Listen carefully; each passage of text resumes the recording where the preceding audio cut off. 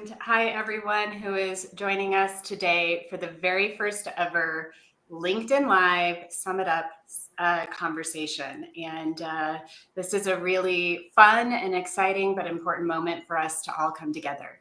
I'm Joelle Martinez, President and CEO of the Latino Leadership Institute, and I'm going to be joined by my friend, my colleague, a very brave individual who's willing to also step into his uncomfortable zone here for a minute, Harry Hollins.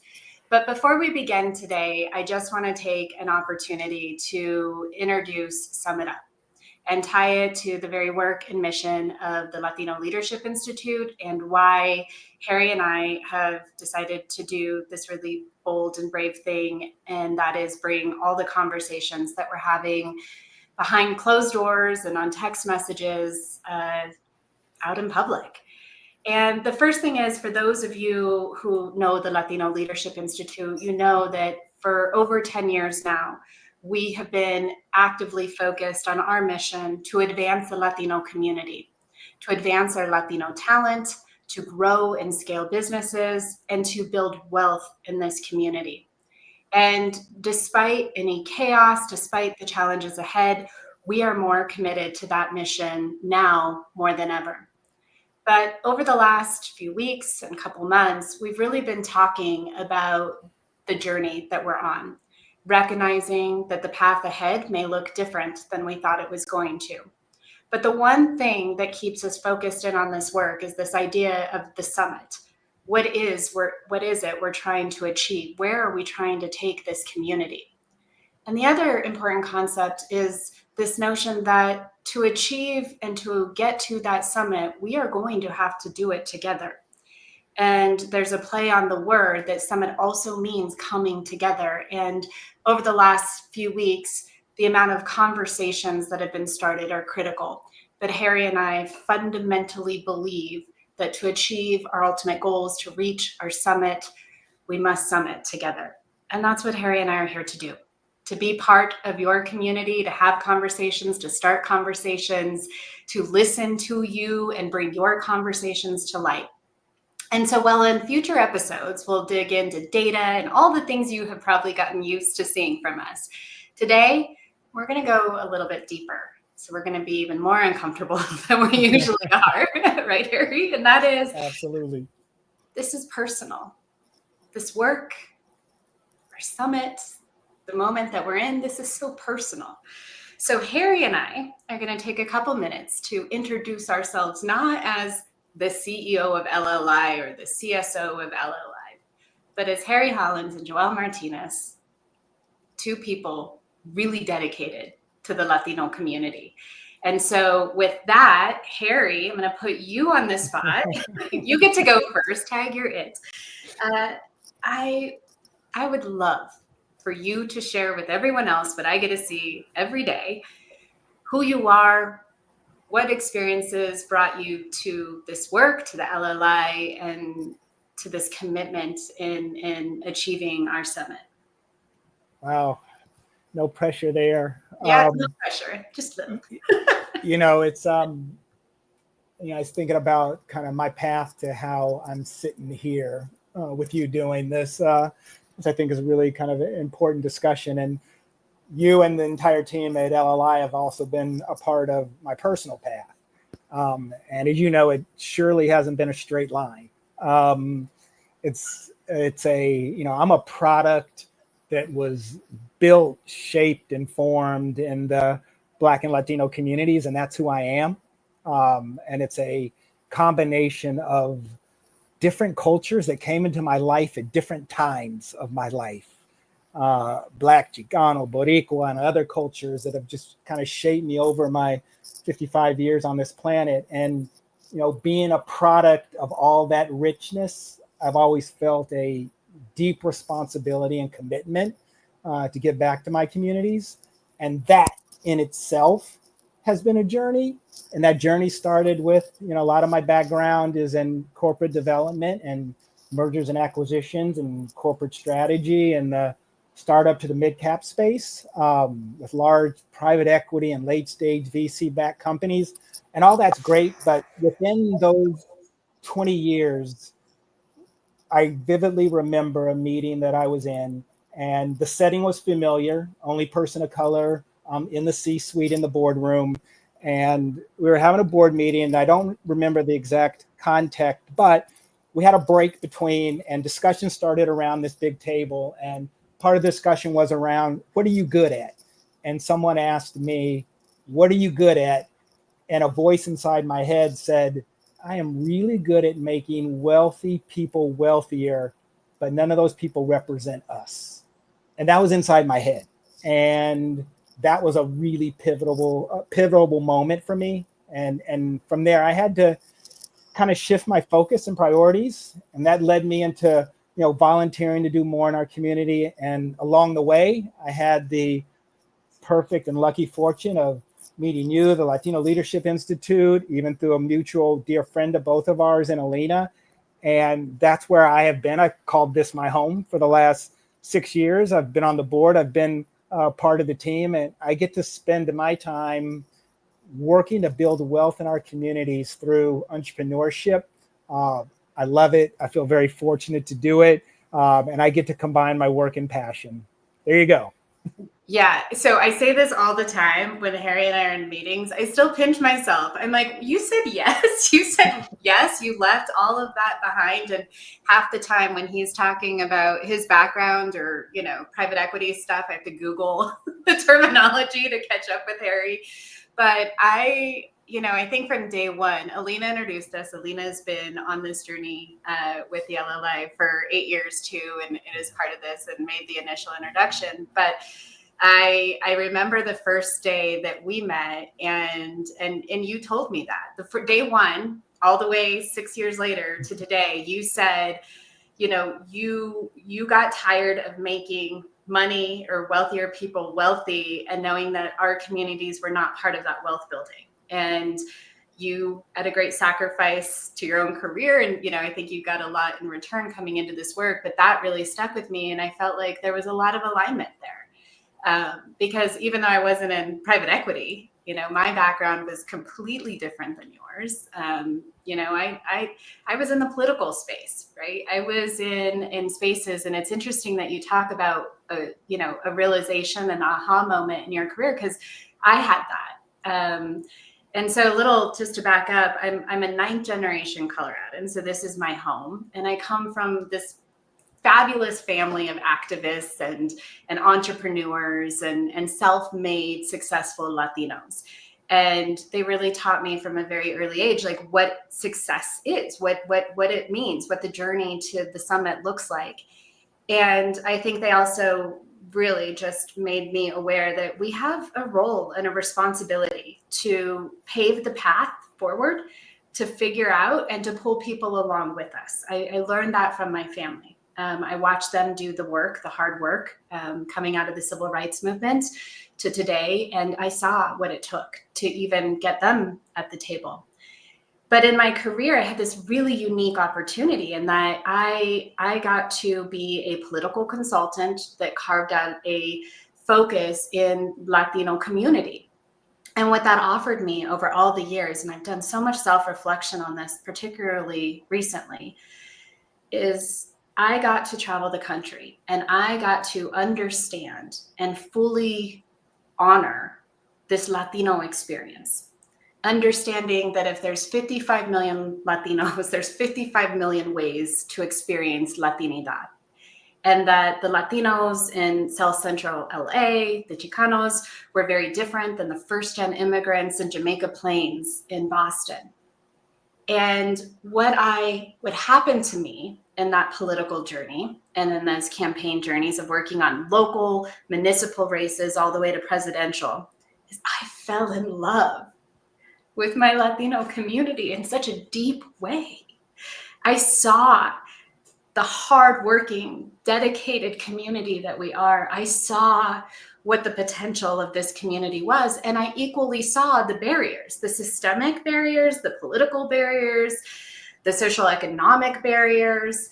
But I saw and I fell in love with this community from coast to coast, from first gen to 9th gen, from all around. And I had a moment in my career that really taught me about the importance of this work. And that was, we were dealing with a really big policy issue that was going to have a huge impact on the Latino community. And I recognized that I was the only person at the table representing, at the time, 50 million Latinos, and everyone around me, no other Latinos at the table. And the senator who I was working with at the time, which will go unnamed for the moment, he said something really profound. He said, I got really frustrated when he asked me what it would mean to the Latino community. And he said, lady, if you're not at the table, you're on the menu. And I didn't even know what that meant when he said it to me. I had to ask my friends and colleagues, like, what does it mean to be on the menu if we're not at the table? And it was like a light bulb went off, that if we do not step into our power, if we're not in the places where decisions are made, where wealth is created, then we are on the menu, meaning that our summits are predetermined for us, just how far we could go. The barriers that exist don't get addressed, and we don't unlock the full potential if we are not the ones doing it. So that's the work. I love deeply this community, and I fundamentally believe in our potential, and I know the importance of us unlocking it, for the individual, for the community, and for the generations that are going to follow in the path behind us. Hey, Joelle, I have to ask you, and I know this is probably going to go off script, but I've gotten to know. I've gotten to know. Harry's taking us off script. I've gotten to know you over the 6 years, and I can tell you, the first couple meetings we went to together, the thing that struck me was just the pride and determination that's in your voice when you speak on behalf of the community, and like, where does that come from? Like, I've even learned from it. Like, I've seen you stop a meeting, say, hold on, time out. Our voice isn't in this, and it's going to get inserted whether you like it or not. Yeah, I mean, I get that. I just had lunch yesterday with an alumnus from almost nearly the beginning of it, and catching up. And, I think for me, I just have an unwavering vision of our future where Latinos step into their power. And I don't doubt it. I don't doubt what we are capable of. Individuals, like, I can look at an individual and say, man, you can be the next CEO. You can run for office. You can build wealth. You don't just have to have a small business. We can talk about growth and scale. It is just, I don't doubt it. And despite narratives that may be out there, despite how they may position us and how they may determine, I truly believe that destiny is in our own hands. Now we have to work towards it, and we got to deal with it, but I don't doubt it. Like, I look at you the first time I met you, and I was like, if Harry Hollins wants to figure out a way to build wealth for our community, I'm behind that, because Harry Hollins can figure it out. And for the 800 plus alumni that have gone through our programming, the thousands of people, like, whether it's individuals or the community as a whole, I do not doubt our potential. I do recognize that it just got a whole hell of a lot harder to unlock it, though. Yes, absolutely. We're in a moment. Yeah, and I know you and I have talked about it. I mean, I have text messages, again, just kind of going from one conversation. What is this moment? It's so hard to capture, but it is. I think that's the conversation we need to have today, is like, what is this moment? What does it mean for the work we're doing to unlock Latino potential? What does it mean for us as human beings that feel like we're on the front line of this at work? So I know it's a big question, Harry, but how do you see what we're navigating right now? And it certainly feels, and I absolutely believe this is a different moment, at least in our lifetime, right? And we'll give homage to our ancestors, and we could talk about that, because I think that's part of our strength. But we also acknowledge that, we are their dream to sit here. So, we stand on the shoulders of many. I try to figure out how you describe it, and I could just say this: the speed, the velocity, and the scale upon which our access and rights are under attack is unlike anything I believe we've seen, at least in our lifetime. And access and rights we grew up with, could go away, and we've seen some of it. And then you add in, the whole technology and social media component, how quickly information, fact and fiction and lies and truth is transferring at the same time, and it sets a unique place and time that is different. But with that said, I also think the work we do and the great work a lot of other organizations in our community do, it is more important now than ever. At some level, we're all fighting to expand access, and we have a fight on the other side to take away access. And you and I talked about it, and we are, we believe in building wealth in our community because we know ultimately that builds more resilient and powerful communities. You can look at zip codes across the world, and to no surprise of anyone listening in, schools, education, environment, criminal justice, everything looks a little different as those zip codes become a little bit wealthier. There's different paths to that, and we plan a couple of those swim lanes. And I think that's where kind of we're focusing on it, but absolutely think we're dealing with a unique moment in our lifetime. That's the best way that I can capture it. I mean, I'm sure you can do it, provide it in a more eloquent way than me, but how are you feeling? Depends on the hour of the day.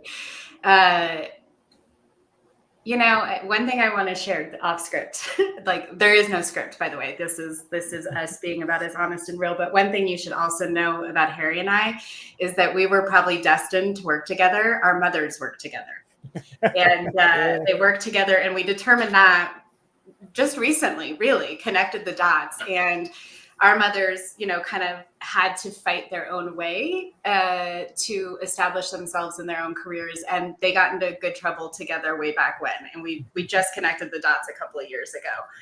So to Harry's point, like this is generations of work that we have benefited from. His mom, my mom, our grandparents, we can no longer take for granted the access that we have been afforded because of generations of people working on our behalf. And I think going into this notion of a summit and being a Coloradan, I think we're at a break trail moment. And what that means for people is that for at least, the last couple of decades, we've been on a certain path to Latino advancement, for career advancement, for business growth, for wealth creation. We've been going up a path, and that path has taken us to a certain spot. But now what's happening is there's a full-on avalanche coming down, blocking that path. And I think in future episodes, we really need to talk about the why. There's such resistance to that, and really acknowledge we are the second largest, fastest growing demographic, that we are really fueling a lot of the growth in the US economy, and that's only going to continue to expand. But where we stand today is at a break trail moment. And so the path that we were on, that we were put on, that was paved in part by our moms and everyone else that had done this work, that path is closing, and if not all blocked. But the opportunity of this moment is to begin to build a different path forward. One that actually puts Latino advancement in line, in focus, right? Unapologetically unwavering in its effort, and then working in our own community to create that path, and not necessarily, just be on the path we were given. It's our turn to build a path forward. And we are being asked to build that path with a lot of chaos and resistance, a lot of false narratives about who we are and what power we actually have and what our contributions are. And it's going to be up to us to shift those narratives in the coming days, weeks, and months and years ahead. And it's going to be up to us to build a new path forward, one that is stronger and wider than ever before, so more Latinos can come and climb this summit with us. But I think you asked a really important point. So for me, this is a juncture. It's an inflection point. It is a time of great change. I think personally for me, I have a lot of fear. I mean, I'm sometimes afraid to speak my truth. not knowing what kind of target that will bring me from all sides. I feel overwhelmed. Yeah. I don't know, you know, we worked so hard to get on this path in the first place, and now I'm just being asked to abandon it and start over. That's daunting sometimes. And I feel angry and frustrated and all of those things on any given day. But I think I open and I close my day with utter determination, because I am not I'm not going back. That avalanche is not pushing me and this community down the hill. So the only way is forward. But I have to do so with an acknowledgement of just how taxing, Yeah. how exhausted I am, how angry and scared I am, and how I have to insert hope and joy into that. It's all of that. And I know we talk about this, but that's the real of it. And I'm scared for this work. Like we have to persist, but it's going to take all of us to do it. Yeah, absolutely. And I think I feel the same. It's they're scared, it's fear, it's all those emotions. I think probably the two things I know we've done as an organization that and this is our community, our network telling us, right? It's been around connecting and having a safe space to convene, right? And we could heal and strategize and empower. And I think we need that more than ever, right at this exact moment. But for all of the, talk around how challenging it is, it's all real. But I think we also can't get lost in the fact that there's real opportunities here. And I think it's building it around kind of reimagining how we go forward in this new world. And I think it'll start with, and I know we'll have a lot of future discussions about this, and obviously we talk about it daily, Joelle, is I think first we need to understand and recognize our power. And I think there's so much out there, so much noise. We actually forget. It's like in The Heights in the movie, right? When the lights went out and everyone's like, we are powerless. No. Remember, that was the whole point. Wait, no, you should sing. You should sing. Yeah, no, I shouldn't sing, because then that'll end this whole thing. Everyone will tune out. But that was the point of that scene, it was a play on not actually we're powerful. But I think we got to remind and bring up where our power points are, and then lean into what do we do with it? How do we leverage it? How do we make it good for our communities and empower? But we need to start with back to remind and understand where our power is. Yeah, and I think that's what we're saying in the chat, right? Like, we have power. Power comes through visibility. I saw that being mentioned. Like, we have to be visible. We have to own this narrative. We can't stop and just feel like we're victims. We're more powerful than that. We can carve our own path forward. We have the capabilities of doing so. When do we start harnessing all the wisdom, the intellect, the connections that we have to get stuff done? I would say it differently if we weren't recording, but it's true. Like, let's go get stuff done. And we could get stuck in all of the challenges if we let ourselves. But I'm seeing so much like exhausted. Yes, we're exhausted. But when I'm exhausted, you know what I do? I call a friend. I connect with my community. I connect with my why I'm doing this work in the first place. Like, I'm freaking tired. But I get so much energy after I get off the phone with Harry, because he's like, no, man, we got to keep going. We got to keep going. So we got to have people like Harry next to us who are reminding us, and also lifting some of the burden of the work, right? This is not on any one of our shoulders. It's on all of us to do it. And so when we come together to do the work, it is easier for us to accomplish this. And we are standing on the shoulders of giants. We do have lessons from the past that we can draw on, and we have to write our own script. We got to now build our own path forward. Times are different, and so we've got to adjust to those.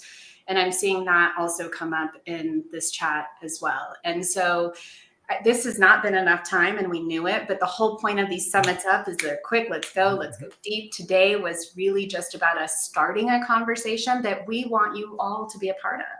So in the coming hours and days, you can, private message us. You can email us at info@latinoslead.org. You can put it in chat right now. But what do you want us to cover during this time together and sum it up? What are the topics? What are the things keeping you up at night? What are the things getting you going in the morning?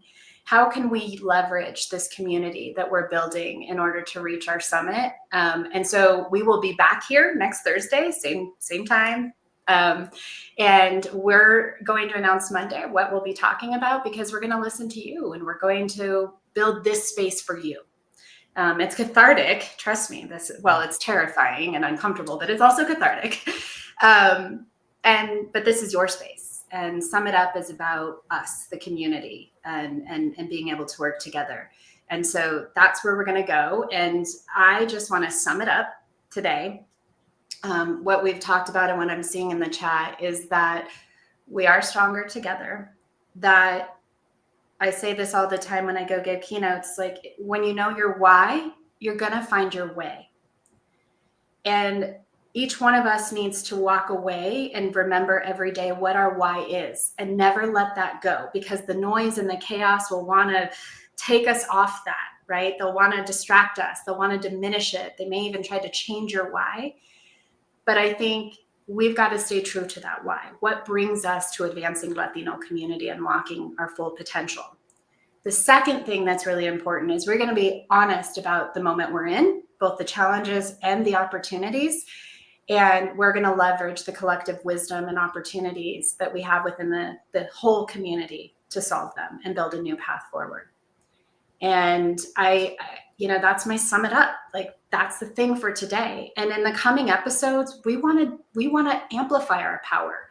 We want not to be powerless, but powerful.